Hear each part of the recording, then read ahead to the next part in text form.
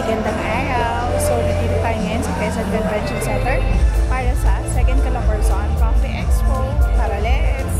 Hi there! This is Kay, your favorite food and travel enthusiast. And guess what? Nandito tayo sa Quezon Convention Center para mag-try out ng mga coffee. Aba nga naman! Nakaka-amaze dahil based from the first Coffee Expo, level up version ito dahil aside sa food and cafe booths, meron din sila from the agricultural department at may booth din ang DTI pagpasok mo pa lang. This one is from Sec Marketing. Aside din sa kanilang ice candy maker, so ibinibida nila yung juices nila.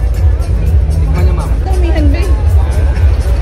Thank you so much! Drink ba? Oo, yung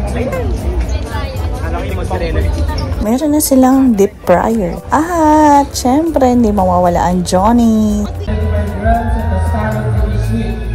All coffee will be supplied by DCAA. Interactive talaga kasi you'll get to know the owner and then their best items. Tapos you'll get to learn with these sessions. Nag-visit din ako sa Kabsu booth and may display sila doon iba-ibang coffee beans. Kaya lang walang tao. Siguro next time may tao na din sa booth nila. Time check, we have 6 minutes left. Ibig sabihin, homegrown po sa Dolores yung kape nyo. Kuya na lang. Galing yung kopi muna.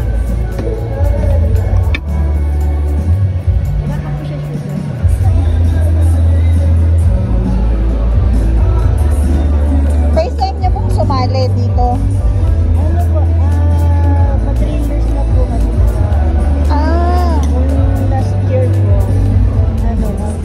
So check muna natin kung natin competitors kung anong naman nila. Yes, Mr. John? Na-meet ko rin si Sir Kevin. Nagstay ako doon for 2 hours and it was really a fruitful engagement with them. You get to learn a lot. Try nyo! Yan, kuya. So, Mambali siya po is coffee cocktail. Ang tawag po sa kanya is Lambareto.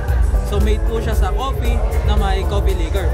Yung pong ating coffee liquor, ma'am, is Lambanog and cold brew. So, ayan po. Tigman nyo na lang po. Have a taste. Ay po. Naay po. Naay po.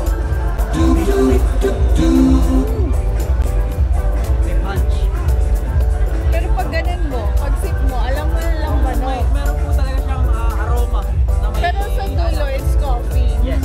Para po siyang Of course, Junta Cafe and Pico. Follow me for more updates, more food trips, and more exciting gala. That would be all. Cause every story tastes better when shared. Ta-ta!